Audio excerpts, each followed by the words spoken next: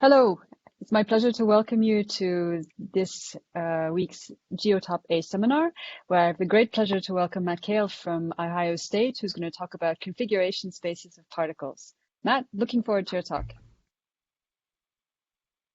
Thanks, Catherine, and thanks organizers of the seminar and for the kind invitation to give a talk. So I want to talk about configuration spaces of particles today, and it's more important to me that everyone understands what we're talking about, or that at least everyone comes away with something, than that I get through all the slides. So please feel free to interrupt with questions as we go.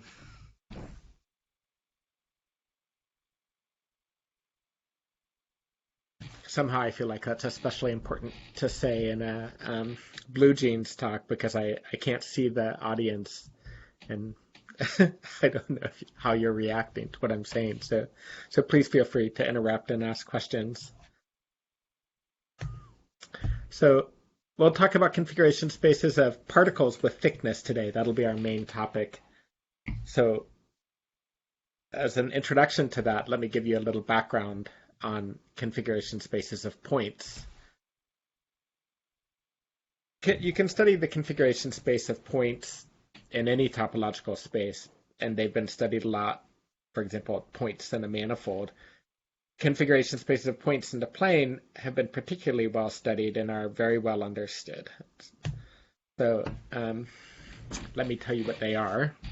The configuration space of endpoints in the plane, it's an ordered, every point in this configuration space is an ordered n-tuple of points in the plane, or equivalently, it's 2n real numbers. But then there's one condition, is that the xi, yi is never equal to xj, yj if I is not equal to j. So it's n distinct points in the plane. And so you could think of this, if you like, as a complement of a complex hyperplane arrangement, or it's a real subspace arrangement. You're deleting these real subspaces of codimension 2, and so what you're left with is some open subset of R2n. So this is a nice topological space. It's just an open subset of Euclidean space, so in particular it's a manifold. This is the sort of main idea, though, is that of configuration space, is that instead of sort of always thinking of sets of endpoints or ordered n-tuples of points in the plane, we can encode that information as a single point. Every configuration of endpoints in R2 we can record as a single point in R2n. And then that manifold keeps track of all possible tuples of endpoints. And I probably won't keep saying ordered configuration space today. I'll probably just keep calling it configuration space, but I'll acknowledge right now at the beginning that it's the ordered configuration space, and that people also study unordered configuration space, where you take the quotient of this space by the action of the symmetric group Sn.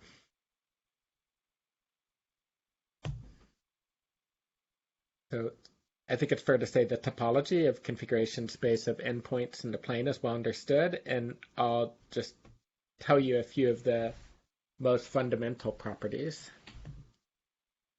So first of all, we have the following Poincare polynomial.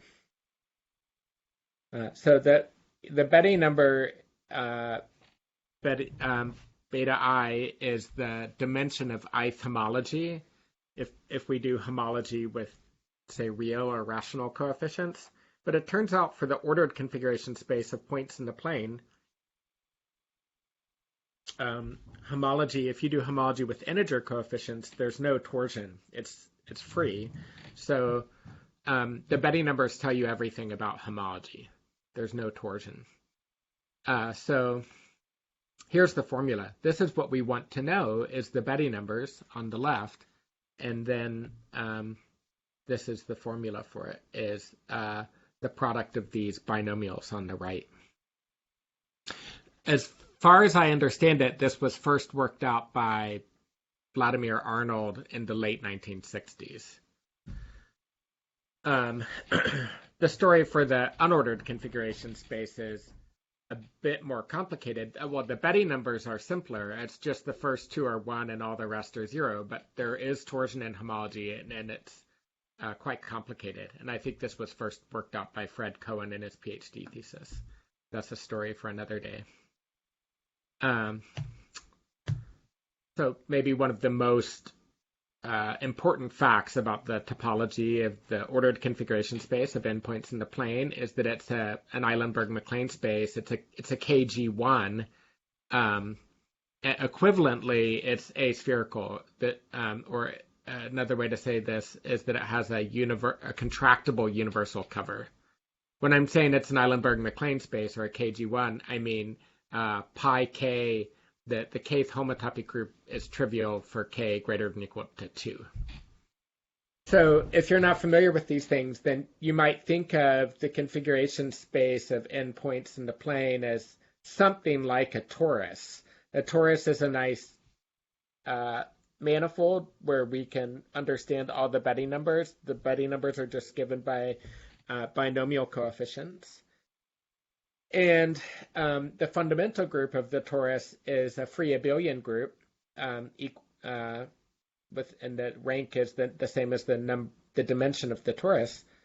And it also, the universal cover of the n-dimensional torus is n-dimensional Euclidean space, so which is contractible. So the torus is also an Eilenberg-MacLane space. So this is sort of a good manifold, one where we can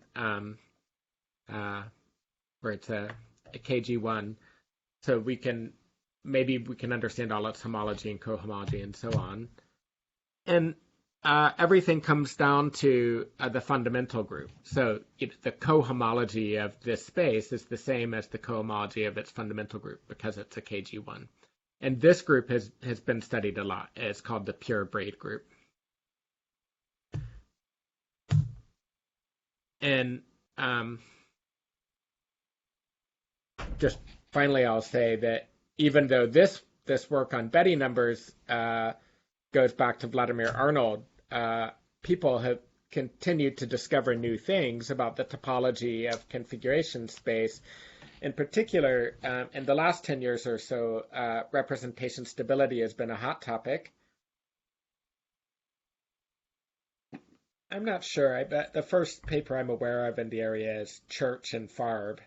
And I know there's a lot of things that precede it, including homological stability, and it sort of fits in that framework. But the basic idea is that Sn, the symmetric group Sn, acts on the ordered configuration space of endpoints in the plane, and hence it also acts on cohomology.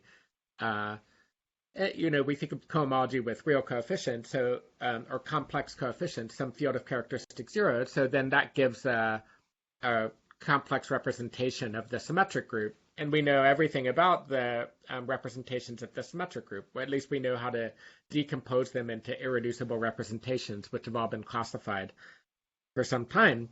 But the surprising fact that was relatively recently discovered is that the representations you get on kth cohomology, the Sn action, are related somehow to the representations you get for the representation of Sn plus 1 acting on kth cohomology of the configuration space of n plus 1 points in the plane.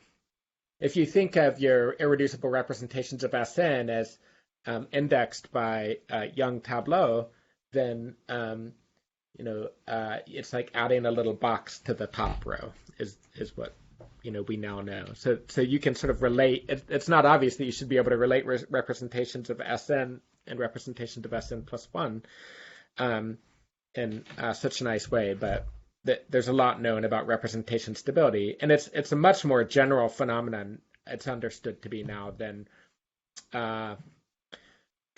just something about configuration space, but configuration space is sort of one of the most fundamental examples and was one of the first examples.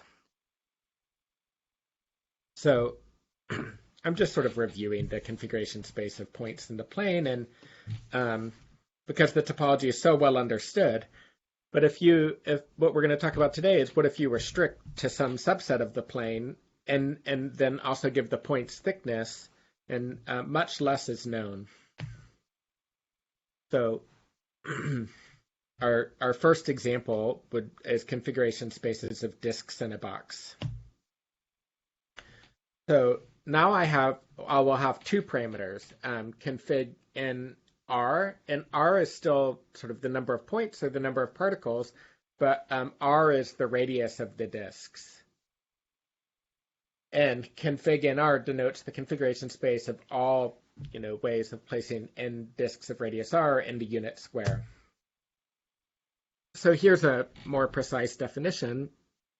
Config in R, it's still ordered n tuples of points in the unit square, but we have some conditions. So one is that not only do the points have to be distinct, but they have to be far enough away from each other. And how far? 2R, because we're thinking of xi, yi as the center of disk I, and xj, yj is the center of disk j. So they need to be at least 2 radiuses apart if the disks don't overlap.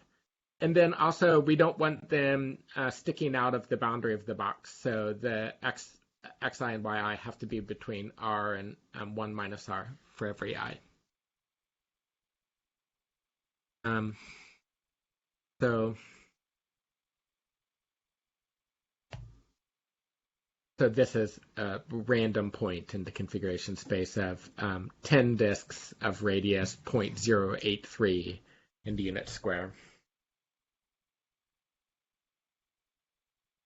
We'd like to know about the topology of these spaces, and I'll tell you some things, but the truth is we don't know that much about the topology of these spaces.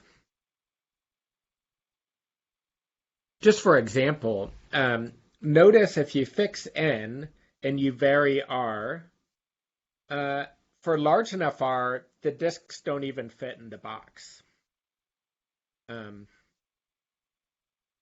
But determining exactly what's the maximum R so that they do fit in the box is the sphere packing problem, and that's a hard problem. So even though we understand the densest sphere packing in the Euclidean plane is, I think we give credit to 2A for this theorem that the triangular lattice as the centers of your disks gives the optimal disk packing, but it seems like maybe this was a theorem discovered tens of millions of years ago by bees, that this is the shape of their honeycomb. Somehow nature is optimizing something. So even though we understand that in the plane, if you make it a bounded region and you say, well, given a given number of disks, how big can I make them and still have them fit in the box? This is a very hard problem, and it's only known exactly for small numbers of disks. Or similarly, you could fix the radius of the disks and say how many disks can fit in the box, and that's also a hard problem, especially as the radius gets small and the number of disks gets large. So in terms of what is that saying about the topology of the configuration space, if the disk radius is too large, they don't even fit in the box, so the configuration space is empty. And as you shrink the radius of the disks, at some point they do fit in the box, and the configuration space goes from empty to non-empty. But we think that the topology changes many, many times if you fix the number of disks and vary the radius. So another time the topology changes, presumably if the disks are small enough, then it becomes homotopy equivalent to the configuration space of points in the plane. And that's true, and that's something that Yuli Baryshnikov and Peter Bubenik and I proved. The answer ends up being when the disks can just stretch from one side of the box to the other. So if I have 10 disks, then I guess I need to make their radius 1/20th. So they can barely stretch from one side to the other. If that's the radius of the disks, or if the radius of the disks is smaller than that, then they act like points.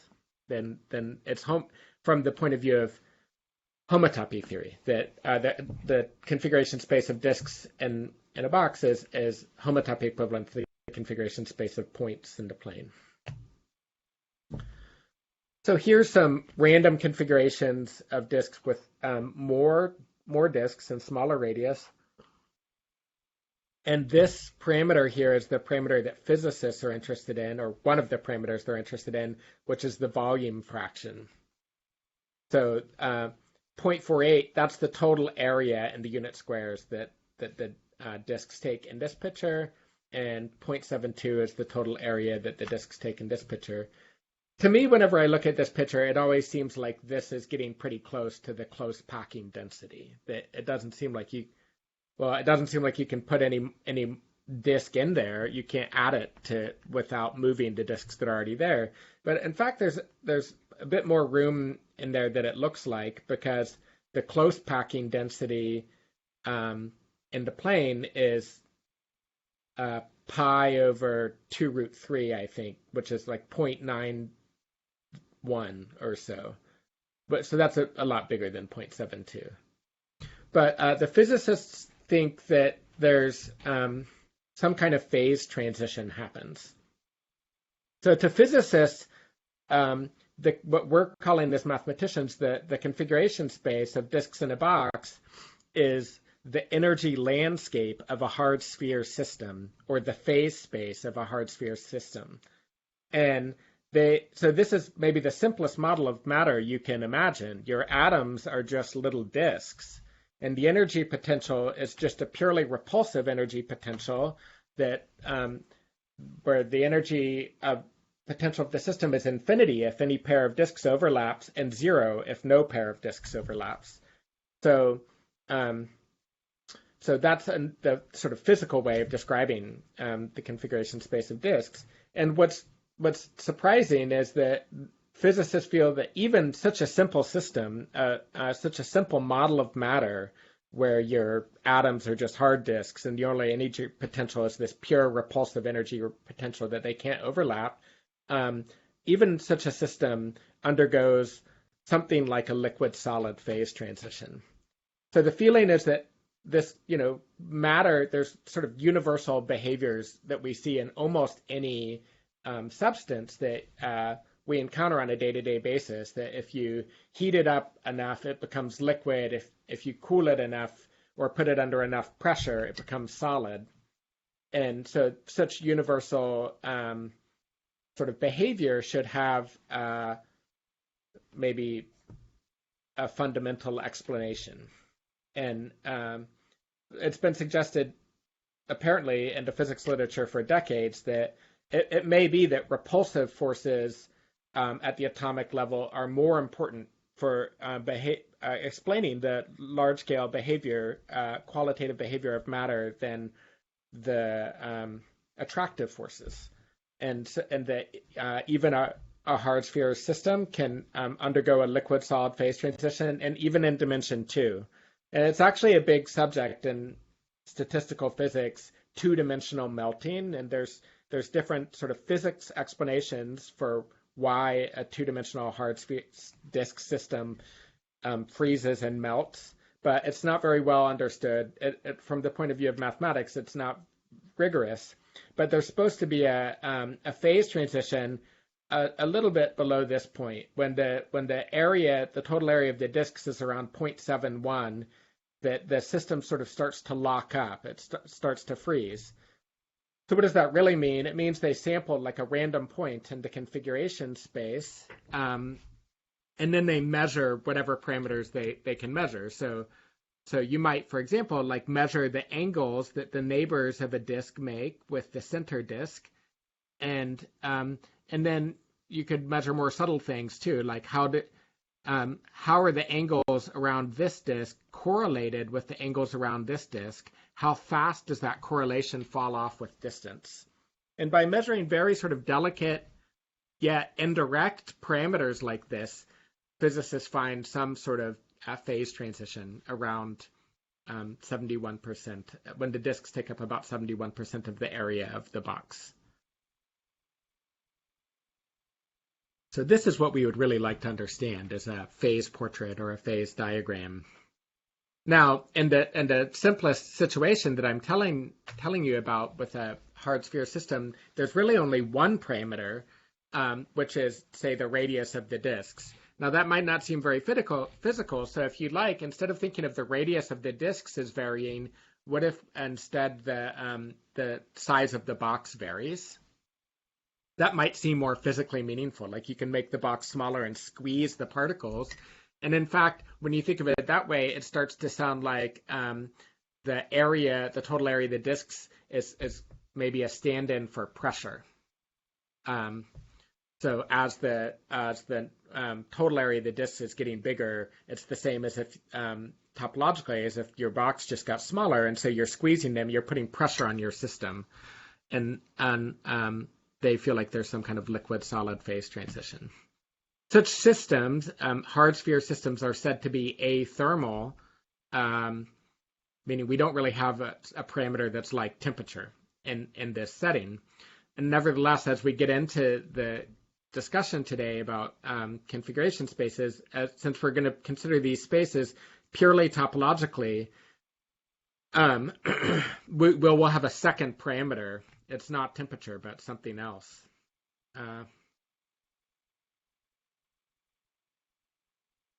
But this would be our idea, is that one of the ways I've heard it described that made the most sense to me as a mathematician, in terms of the phase transition that's supposed to happen, is that it may be that as you vary the radius of your disks, as you make the disk radius bigger, you make the volume of the configuration space smaller.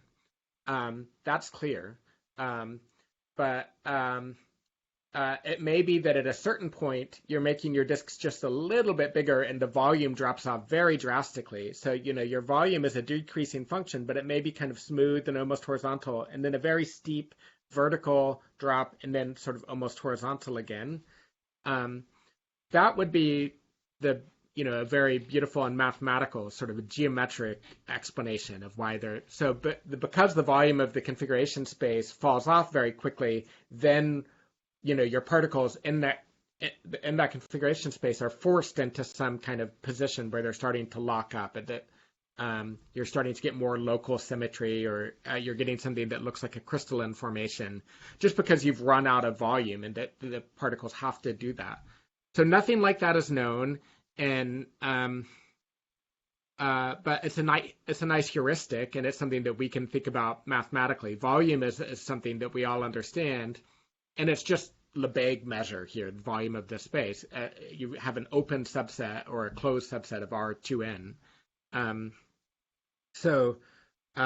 as a topologist, my inspiration here is that, well, if the volume is dropping off very suddenly, maybe we could get a glimpse of that through the lens of homology, that maybe the volume is getting eaten up by a bunch of small holes.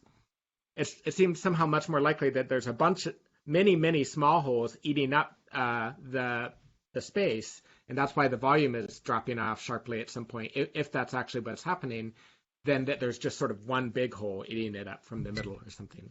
So maybe even coarse estimates, homotopy invariant properties such as Betti numbers might, and even maybe not computing them exactly, but even being able to approximate them might be able to tell us something qualitative about configuration space. I think this is the kind of thing Percy had in mind when he asked about the topology of these kinds of configuration spaces in disks in a box. He was one of my postdoc mentors, and he got me thinking about this maybe around 2007. So I've been thinking about topology of configuration spaces of disks in a box for almost 15 years now.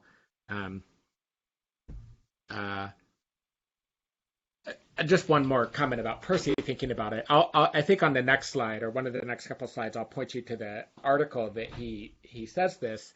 The context where this quote comes from is it's a review of Markov chain methods in science and applied mathematics. It's the Markov chain Monte Carlo revolution is the title of the paper.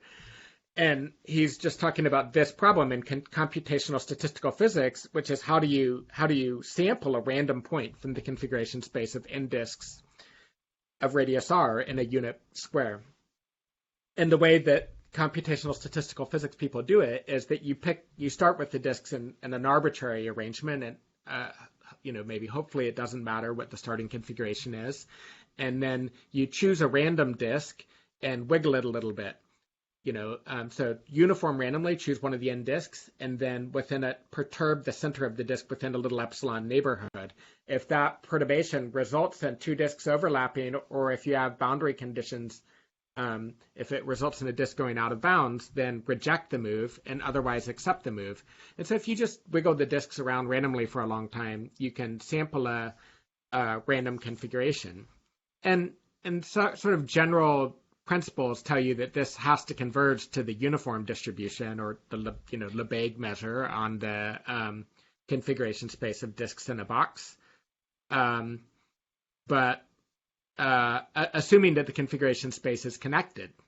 But that's not clear, actually, especially once your disks have positive area. If the disks take up 40%, 50% of the area of the square, is the configuration space actually connected? That's not known. And I'm a little bit embarrassed to say that after almost 15 years of thinking about configuration spaces of disks in a box, but I still don't even know the answer to that. How small do you have to make the disks before the configuration space becomes connected? Is it closer to like 1 over n? That's certainly sufficient. If the disks don't even stretch from one side of the box to the other, then the configuration space is connected. We proved that. But at that point, they're homotopy equivalent to the configuration space of points in the plane. On the other hand, if R is, if some big enough constant times, if R is a big enough constant times 1 over square root of n, then things can get locked up. You can have jammed configurations. So we don't even know if the right answer is closer to 1 over n, where in the limit they only have length and not area, or 1 over square root of n, where there's some kind of threshold area for below that the configuration space is connected. And this is the first thing you'd like to know as a probabilist. If you want to say, but putting aside for a moment, what's the mixing time of this Markov chain? That's a very deep and hard question, and Percy's thought about a lot. You might just like to know that the Markov chain is irreducible, that you can actually get from every state to every other state. So this topological question about just is the space connected or not seems very hard, very interesting, and it's fundamental from the point of view of probability and statistical physics. So here's a few references on hard disks in a box. I think it's section 4 of Percy's survey article that has a discussion of disks in a box, but the whole survey article is really neat and highly recommended. This is my first paper on in this area, I think, and I showed that if even if R is small, like a constant over n, that the disks can get stuck if you're only allowed to move one disk at a time. So you can have sparse, locally jammed disk packings in a box. And in this paper, Yuli Brishnikov and Peter Bubenik and I do a sort of complicated Morse theory for these configuration space of hard spheres. And then this is kind of a physics paper that's a companion paper to or I think these papers go together in my mind. They were around the same time. So in this paper, the main result is that as you vary the radius, the topology can only change at in the presence of a mechanically balanced configuration. So these mechanically balanced or jammed looking configurations, they play the role of critical points in Morse theory, and that between those, the topology doesn't change. So and we proved a theorem along those lines in this paper, and then in this paper we experimentally just tried to find a bunch of those configurations, these jammed configurations or mechanically balanced configurations. So here's a picture of the sort of thing that we did. it seems that for 5 disks in a box, the topology changes maybe a couple dozen times. We gave kind of some evidence of that. And these are, as you vary the radius from infinity to 0, so if we shrink the radius of the disks, I think this is the first 8 changes in the topology. After this, it gets more complicated, and we don't even really have a guess for the topology of the configuration space. But this was already a counterexample to a number of little conjectures I had in the back of my mind. One of them was if your configuration space is connected, if you shrink the radius of the disks, it must still be connected, right? And no, that would be nice if something like that was true, but it's not true. And the reason is because new components can appear. So that's what happens at this point.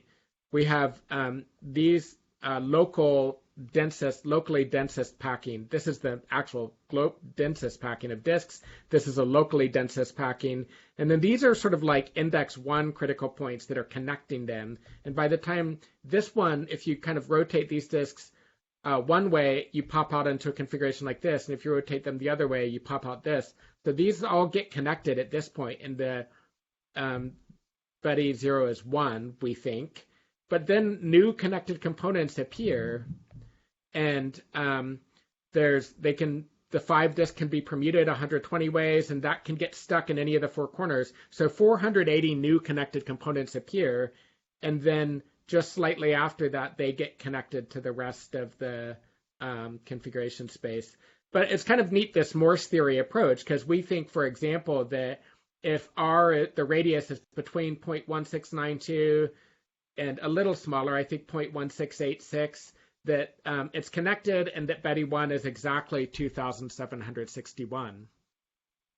So maybe computational Morse theory might even have something interesting to say in topological data analysis one day. We might be able to see things through that lens that are very sharp, that it's harder to detect with things like persistent homology.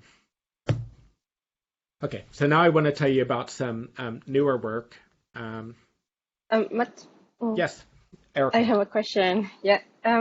So in the previous slide, there are 2 different phenomena happening, right? You have a new disk. So if you restrain the number of disks, this phenomena of having suddenly more more pieces of the configuration space will not happen, right? It's interesting. It's like, yeah, you're shrinking, but you're allowing a new disk that now fits, and it's like bringing complication to the system. And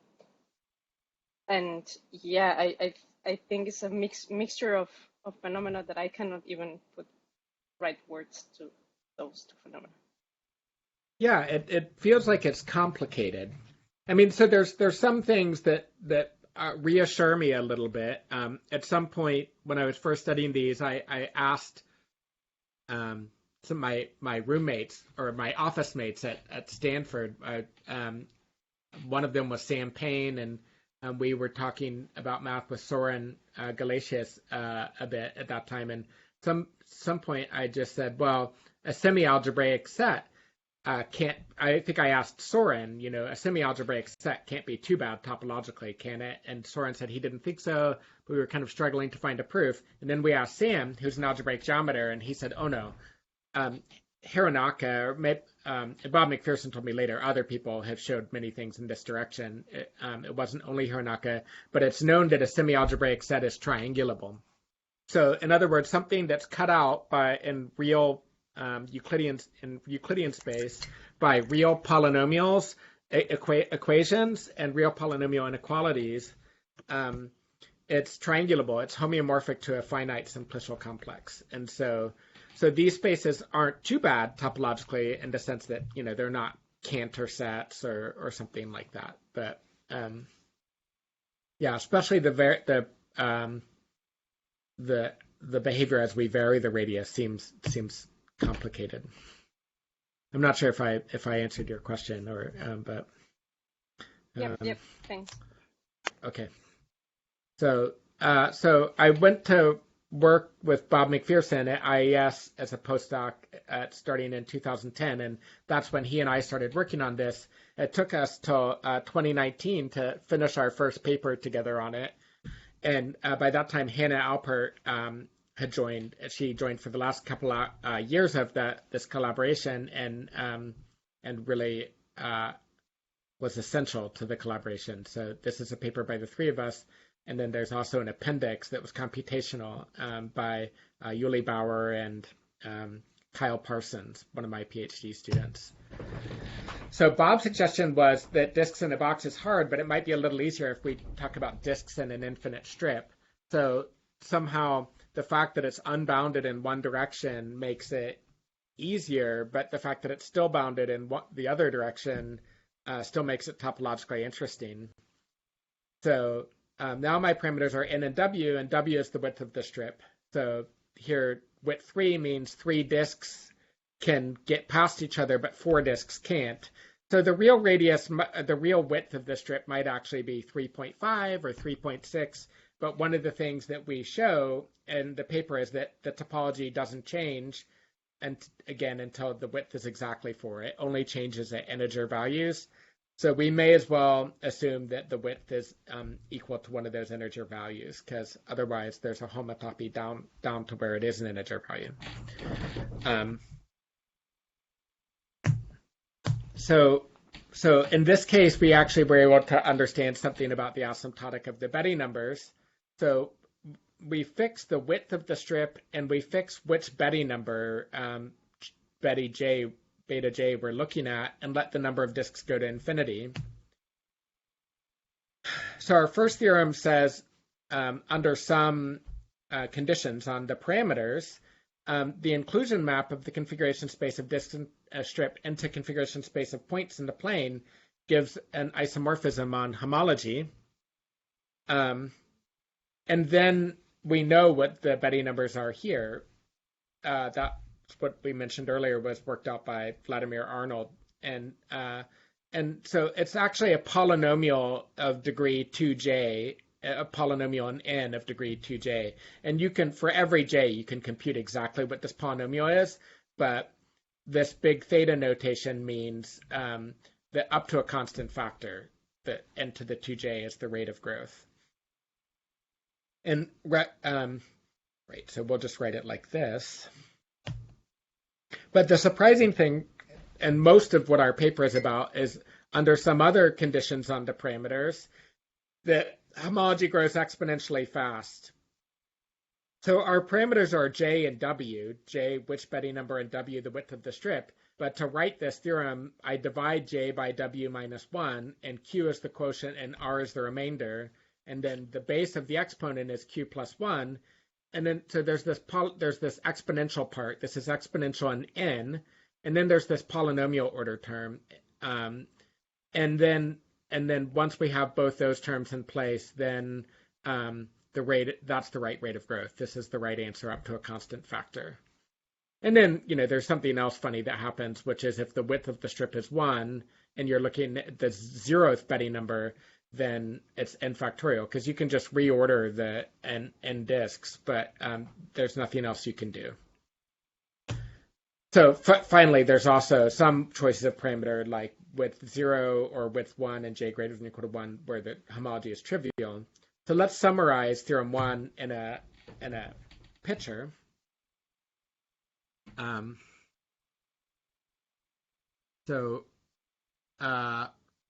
the right here, we have, nth to 6, nth to 8, nth to 10. This is where homology agrees with the configuration space of points. So it's not exactly nth to 10th, but it's some polynomial of an n of degree 10. And you could write out exactly what the polynomial is. But this is, where homology agrees with what we understand very well, configuration space of points. Out here, homology is trivial. And then in between is where it's really interesting. And it's huge. The homology grows exponentially fast. Bob told me one time, he said he was completely surprised by this, and that for all we know, he thought homology here would be smaller than homology out here. It's a subspace. This space sits in inside the configuration space of points, if you take a subspace of some space, I mean, the homology could be bigger or smaller, right? But maybe on average, you might expect it to be smaller because it's a subspace. But no, it's huge. The homology is growing exponentially fast. And this is the right rate of growth up to a constant factor. So staring at this picture long enough suggested the following metaphor, that the homological gas regime is where, what we'd say in topology is that, the inclusion into the configuration space of points induces an isomorphism on homology. But this is also, really inspired by physics, because an ideal gas is where your particles behave like points. So we're saying through the lens of that homology group, your particles are acting just like points. That's the gas regime. Then a solid regime, one way we kind of think of atoms, a simple model for atoms in a solid or in a crystal state, is that the atoms are not moving around very much. They're just sort of vibrating in place. And so then we should think if the atoms don't have much freedom of motion, that they can't actually make, that there shouldn't be a lot of interesting homology to the configuration space. Configuration space should be simple. And then, we define the homological liquid regime to be everything in between the gas regime and the solid regime. So there's things I like about these definitions. So one thing I like about these definitions is that they're quite general, that you could have, disks in any shape region, disks in a box, disks in a strip, squares in a square. It could be anything, all these. But what I might like about them even more is that we no longer have to talk about at first I thought maybe the liquid regime is where homology grows exponentially fast, and the gas regime is where it only grows polynomially fast. But those are just asymptotic statements. These statements, these definitions make sense even for like n equals 3. So this kind of topological statistical physics, this topological approach to statistical physics makes sense even for small numbers of particles.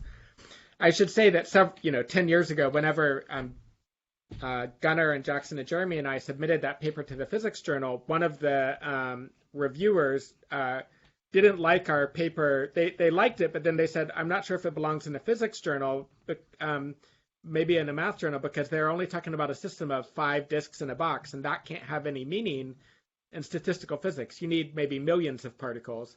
But Jeremy dug a little into the physics particle. I think Randy Kamian and others had pointed out to us that in the physics literature, people have talked about being able to see a phase transition for a system with as few as even a few dozen particles. And so that notion has been around. And if these are meaningful ideas, they're certainly meaningful ideas topologically. I don't know what they mean to statistical physics, but one thing that's nice about these definitions is that they make sense. And you can actually see all 3 behaviors, qualitative different topological behaviors, even for a very small number of particles, even when n equals 3, or maybe if you're careful, n equals 2 or something, you see all these different things happen. Okay, so with that in mind, we can actually describe a phase portrait where we see homological solid, liquid, and gas even for small n. And so that theorem 2 tells you when homology is trivial and non-trivial, and also tells you in the non-trivial part when it's isomorphic to the configuration space of points. And here's what our picture might look like for n equals 24. So n equals 24 was more than we could compute the Betti numbers for exactly, but our theorems tell us exactly that homology out here is trivial, homology here agrees with configuration space of points in the plane, and in between something else is happening, and we can give upper and lower bounds on the Betti numbers here. So one thing I like about this picture is, when we just talked about the asymptotics where if you fix J and fix W and let N go, you see that homology is trivial on the left 2 columns. But if you fix in and let J and W vary, then you see that the non-trivial homology has a more interesting shape, and it ends up being an algebraic curve. This is the equation for this is some hyperbola, the boundary between the liquid and solid homological regimes. So this theorem is for every n, and it's not just as n goes to infinity. So one of our main techniques is we have a cell complex. So there's something that's well known in the theory of hyperplane arrangements called the Salvetti complex.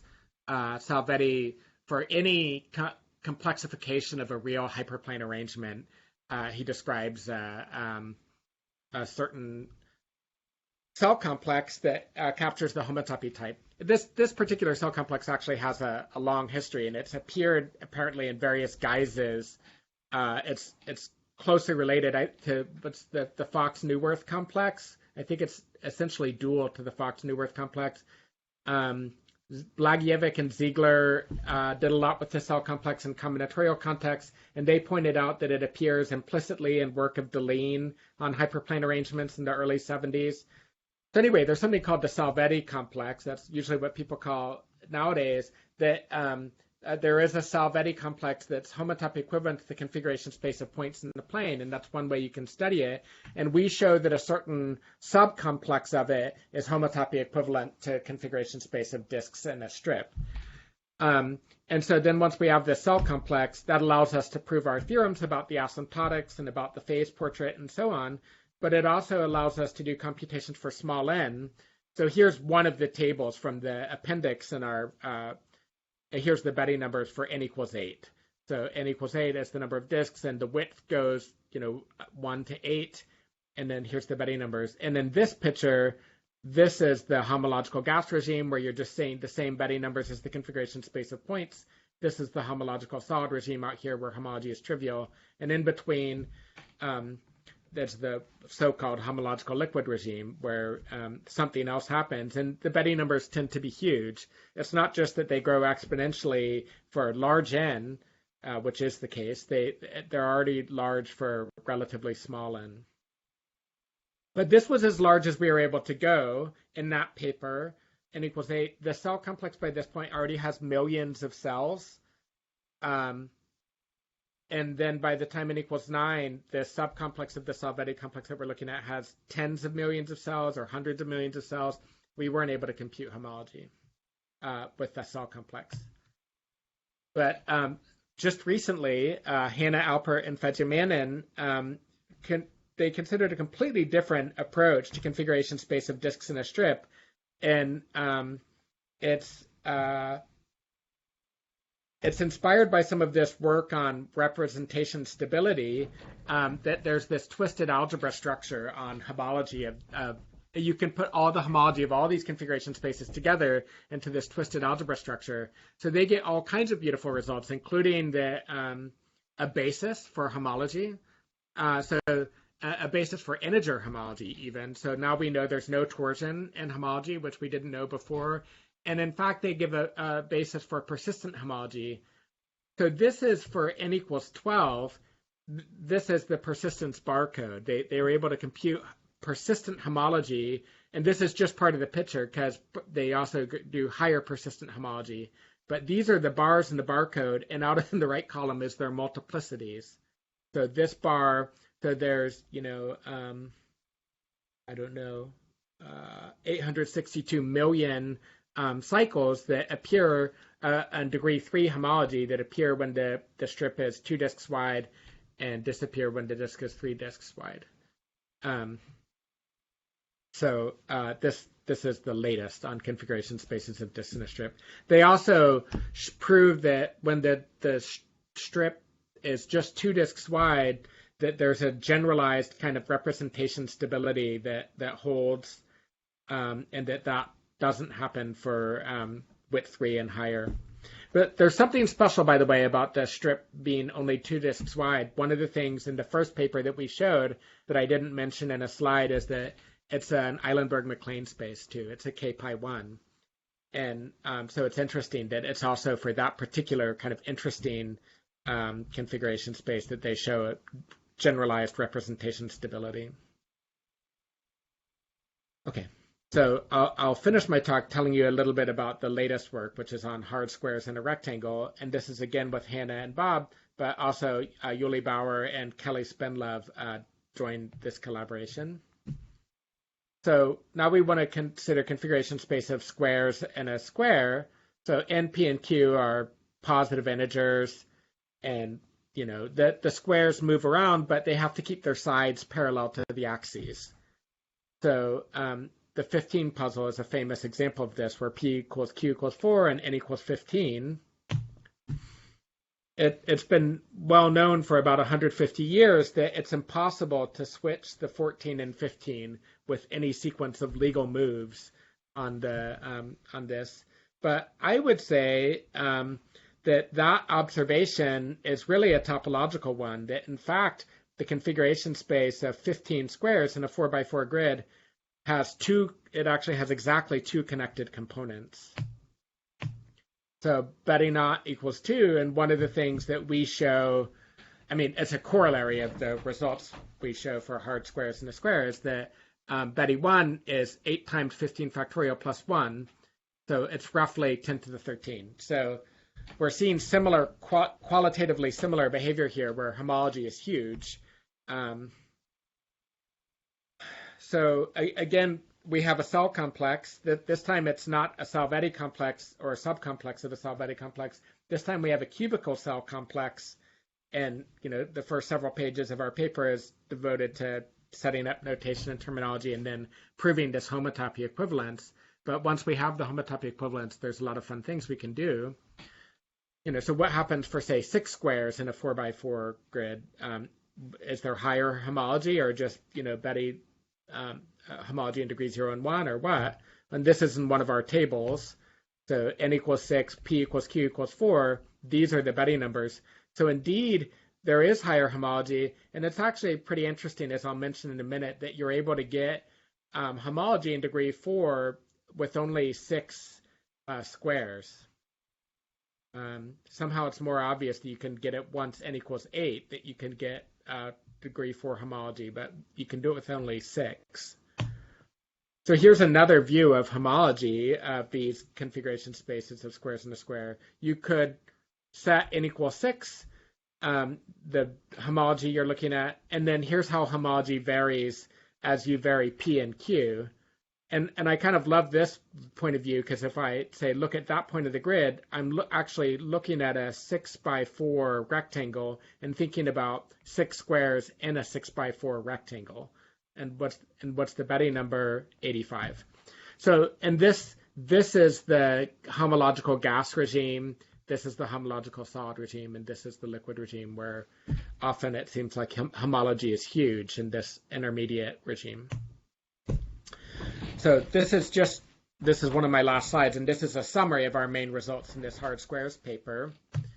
So once we have a cell complex, then we do discrete Morse theory on it, and we can actually get rid of all the high-dimensional cells, and we can show that, so when is homology trivial and when is it non-trivial? It's a little tricky to visualize this because we have 4 parameters, j, n, p, and q. So here's what we're going to do. Let x be the volume fraction that the squares take up, in other words, n over pq, and then we'll normalize y the same way to be j over pq. So now we have everything in an xy plane. So which points in the xy plane can you get non-trivial homology? So we show any non-trivial homology has to satisfy these 3 inequalities by doing discrete Morse theory on this cell complex. So in other words, all the non-trivial homology has to live inside this trapezoid. There's never any non-trivial cycles outside of that. But we conjecture that this could be improved a little bit, that y less than or equal to x could be improved to x minus 8/9 x squared, and y less than or equal to a third can be improved to y is less than or equal to a quarter. So we think that this region is actually the true feasible region for non-trivial homology, and that you will only ever see non-trivial homology in this region. So we show conversely that for any rational point inside this blue region, I'll say this on the next slide, we can find NPQJ such that x equals n over pq, y equals j over pq, and hj c and pq is non-zero. In fact, I realized recently, we didn't write it down this way, but a little stronger statement. First of all, you can realize that with p equal q, you can do it with hard squares in a square and not just in a rectangle. But not only that, if you take any collection of rational points in this blue region, I can find one p and q that's large enough, one square that's big enough, where by varying j and n inside that region, varying n lets me vary the x coordinate and varying j lets me vary the y coordinate, I can actually find all those rational points as non-trivial homology in those configuration spaces in one big square. So that's the content of that statement. But we can't find any non-trivial homology outside of that blue region. So I just want to point out that the most interesting thing here is this curve here, x minus 8/9 x squared, and that we don't think this whole small trapezoid is realizable. We think this corner gets cut off and by this algebraic curve, x minus 8/9 x squared. And that's what the last thing I want to tell you about. So here's one point in there that I mentioned before, n equals 6 and j equals 4. You can move these around each other, these around each other, and these around each other, and then these 2x2 squares can at the same time slide around each other into 4x4 square. That gives us a 4-dimensional torus inside this configuration space, and 4 over 16 is 1/4. So there's 4 non-trivial homology. And here's the next point on the parabola that we can find. Here we have 9 squares, and it's in a 36. It's a 6x6 grid, so 9 over 36 is 1/4. But this is a 7-dimensional torus. We can get a 2-dimensional torus inside each of these 3x3 squares, but then the 3x3 squares can slide around and give you one more circle. So that's a 7-dimensional torus. So these are extreme points, sort of singular points on that parabola, and we don't think there's any homology sort of beyond these. But yeah, that's open. So if you're curious about this, these are the recent papers on the archive. There's the one on disks in a strip that was posted in 2019, and that just appeared in Journal of Applied and Computational Topology, and this one is on the archive. And I think I'll stop there, and thanks for your time and attention.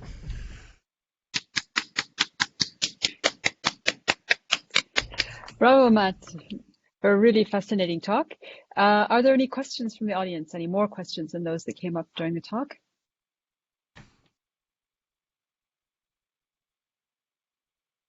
I had a question. Please go ahead. I thought that was a great talk. I want to ask something very simple. I think I understand why the space is disconnected when you had, like, your example of 5 circles in a box, and then you had those frustrated examples. But if I understand what you said earlier, if you have a bunch of them, it becomes disconnected when you can form a chain across the box. I don't have an intuition as to why that's true. So what happens when you can make a chain across the box is that it becomes homotopy equivalent to points in the plane. But we really don't know exactly what the threshold for it to become disconnected is. So, or connected or disconnected, depending on whether you're making your radius bigger or smaller. So what we do know is that once the disks take up, I can't remember what the jamming transition is, but when the disks take up, say, 60% of the area maybe it's less than that, 40, 50% of the area of the box. This isn't proved mathematically, but physicists from experiments, people like Sal Turcato at Princeton, they tried to sample random jammed configurations, and they found that many jammed configurations all happen at the same density, even though they're combinatorially distinct, sort of tangency graphs. They're different packings, but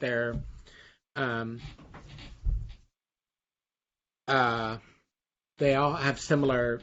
So that once the disks are jammed at 40 or 50% of the area, then it's just the configuration space is disconnected. At least the ordered configuration space is disconnected, because if the disks are sort of really jammed and you can't even collectively move them, there's no collective motion. Or maybe another way to say that is that configuration is an isolated point in the configuration space of disks at that radius. So then you can permute them. There's n factorial, versions of that point, and then those are all disconnected from each other. So at that point, there's at least n factorial different connected components. But we don't know if the true threshold for connectivity is closer to that jamming transition where they take up 40% of the area, or closer to that transition where for homotopy equivalent to points in the plane where they only take up length in the limit, where the disk radius is proportional to 1 over the number of disks. So I don't actually really have a strong feeling. I don't know what to expect. I've thought about it, and I'm just stumped. But what we do know, maybe what one thing I mentioned is if you're not just talking about the topology of configuration space, and you make a further restriction that you can only move one disk at a time, and that's actually the original version of this Markov chain to sample from the hard disk configuration space. That's exactly what they do. They just wiggle one disk at a time. If you make that restriction and you're not allowed to collectively move disks, then you have to make the disk very small to make sure that it's connected, and it's like proportional to 1 over n. So it's not so small that they're like they stretch from one side of the disk, barely stretch from one side of the box to the other, but it's just like 20 times that or 80 times that. Then what happens is you get this these kind of strips of disks that are about 5 disks wide that stretch through the 4 corners. I wish I had a picture of it on the side because it's kind of hard to describe. And most of the disks are barely held in place by 3 neighbors, and the angles that 2 of them make are just barely less than pi. So, and the disks do have collective motions. For those particular examples, they know they could actually get out, and the configuration space may be connected. But if you're only allowed to move one disk at a time, that's very easy to check. It's just a local condition about the angles with the tangent disks. And in that case, the disks can get stuck even if they're very, very small, and they only have length in the limit. They don't even have area. So that's one of the pieces of evidence on this to suggest that maybe the disks really can, maybe the configuration space is really actually disconnected even when the disks are very small. It'd be neat to try to modify that example. No, that sounds great. I mean, again, it's trivial, but in your 5-disk example, those frustrated ones, if you reduce the radius by epsilon, right, you can move them but can't get out of the frustration, right? So that's right. One way to see that's disconnected in those, right? That's right. So here, whoops,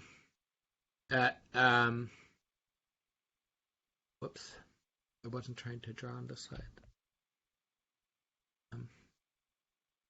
Here, yeah, so starting here, this is a truly jammed configuration, and you can shrink the radius of the disks a tiny bit, and they still can't get out. They just wiggle in place, and same here. And then what's surprising is even this is still actually jammed, barely. And so there is we think there's you can prove that there's some small, you can shrink this by epsilon, and they're still stuck.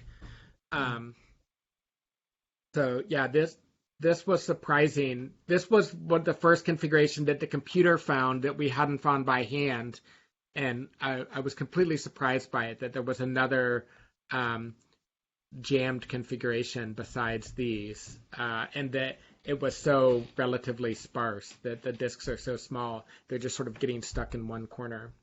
So I think they get out at this, no, sorry, maybe at this point, yeah, that you shrink the radius just a little bit, and now the radius goes from 0.1705 to 0.1693. They've just shrunk, 1% or 0.1% or something, and then they now they can get out. So these sorts of things seem annoying, for proving anything about connectivity, but they're also annoying to physicists a little bit, if you're doing these computations where you want to try to sample a random point in the configuration space, it would be comforting to know that the configuration space actually is connected. I tend to think it's not. But once you get up to the critical, the radius, where they're really interested, the thermodynamic limit, but they just take 71% of the area of the square. I think the configuration space is disconnected, and but maybe it's not a big deal because probably all of the volume is in one giant connected component. So it's probably still okay for sampling from. But then, there's subtle math questions about, how much of the volume is in all these tiny little jammed configurations. So Miranda Holmes Surfin, Jeremy Mason and I have been talking to her a little bit, and she's been sampling, trying to compute volume of configuration space exactly for small numbers of disks, and when it's disconnected, trying to figure out the volume of the different pieces, things like that. Very true. Very nice. Thanks for the questions and comments. About this slide, can I see the Betty number 0? It is highlighted. I cannot see it because, okay, it's 481. Okay, so that means that even if you consider unordered configurations, you will still have a disconnected space in this case, right? Because you have a very large number of components. Yes, even that's right. Even unordered configurations is disconnected. You're saying, say right here, because there's 4 different configurations. They can get stuck in any of the 4 corners of the box, and you can't get between those. Okay, yeah. Yeah, because it strikes me when you said that when you make the radius smaller, if it was connected before, then it has to be connected after that. My intuition told me that there was a perfectly good conjecture, but then it strikes me to see that the number of components can increase. But then I thought, well, maybe the problem is that we are considering ordered configurations, and that's probably where my intuition it is confusing me. But now I can see that even if we consider ordered configurations, the conjecture is still wrong, right? Because the number of components increase, and even in that case, yeah. Yeah, I feel like many of the conjectures I had early in this program ended up being wrong. That's either an amusing thing about it or a frustrating thing about it, depending on how I'm feeling that day, I guess. But yeah, I thought that was an innocent sounding conjecture that once it's connected, the ordered or unordered configuration space, if you shrink your particles, it's still connected, right? Of course, that's not true, though, in hindsight, because new components can appear. And I mean, this is just something, we're really just talking about filtered topological space, right? You filter a topological space by subspaces. Just look at sub-level sets of a function on a topological space. That's just something we do all the time in math. And new components can appear, and then they can merge together. So in hindsight, maybe I shouldn't have been surprised by that. It was just my physical intuition was misled me. Thank you very much. Very nice talk. Just one quick question, just a simple question. Just now that we talk about it, is there any job about unordered configurations, or is the same thing? Is it?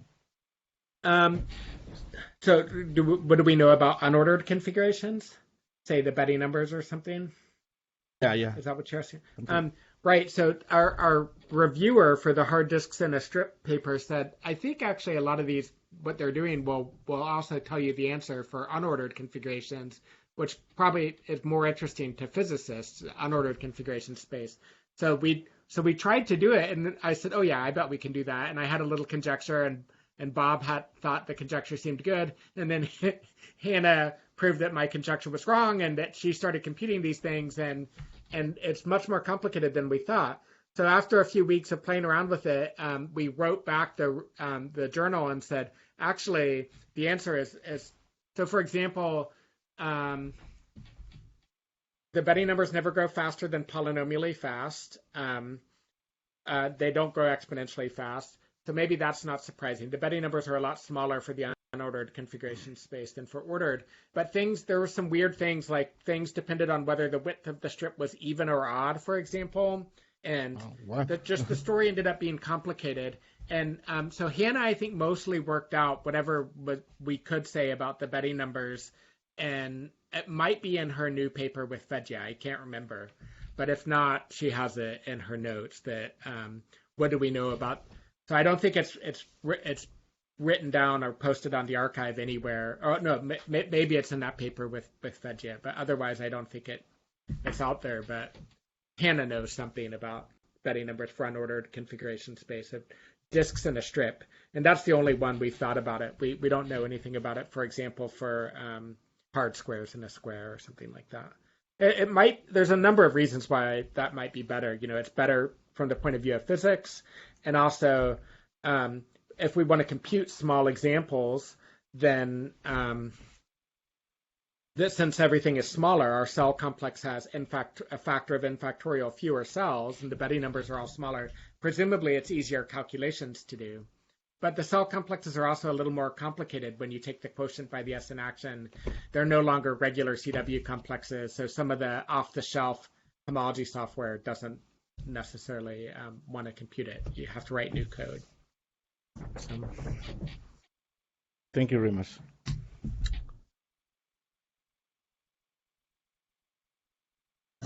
I thought I would mention briefly an application. When the year before grad school, I had no money, so I worked for a week at a place where we packed strawberries into pint boxes. And the game there was to frustrate with as few strawberries as possible. Oh, interesting. Yeah, that seems like a similar sort of setup. That's great. Catherine, we can hear you. You're muted. Sorry. Yeah. So thank you for that very interesting closing remark, and yeah. So thanks, Matt, for a really fascinating talk, and I look forward to the next session of the GEOTOP seminar. Thanks so much for joining us today, Matt, first of all, and then all the people who joined to attend the talk, and have a nice weekend.